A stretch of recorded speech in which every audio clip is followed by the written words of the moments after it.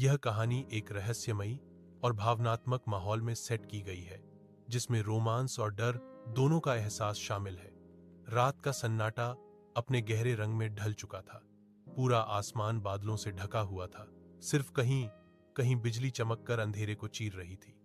मैं अपने पुराने बंगले की बालकनी में खड़ा था जब सामने वाली वीरान हवेली की छत पर मुझे एक परछाई नजर आई। वह एक औरत थी, सफेद साड़ी में। धीमी हवा में लहराते उसके बाल चांदनी की तरह चमक रहे थे। उसकी पीठ मेरी ओर थी, लेकिन कुछ था उसकी चाल में जो अनजाना आकर्षण जगा रहा था। मैंने ध्यान से देखा। वह अपने लंबे बालों में कंघी कर रही थी। मुझे लगा जैसे मेरी नजरें उसी पर ठहर गई हैं, जैसे उस चमकती आकृति ने मुझे किसी अदृश्य जाल में जकड़ लिया हो। अचानक उसने कंघी करना बंद किया। एक पल में उसने सिर घुमाया और हमारी नजरें मिली।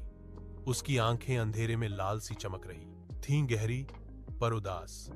उसके चेहरे पर एक विचित्र मुस्कान थी, जैसे वह मुझे बहुत पहले से जानती हो। मैं ठिठक गया। दिल तेजी से धड़कने लगा। अचानक हवा का झोंका आया और वह गायब हो गई। अगले ही पल मेरे कमरे की खिड़की खुली और वही महक चंपा के फूलों जैसी कमरे में फैल गई। मैंने पीछे मुड़कर देखा। वह वहीं थी, बस अब और करीब। धीरे से उसने कहा, तुम हर रात मुझे देखते हो, पर क्या जानते हो मैं कौन हूं? मेरे होंठों से कोई आवाज नहीं निकली। अगले ही क्षण लाइट चली गई और चारों ओर बस उसका धीमा, डरावना हंसी का स्वर गूंजने लगा।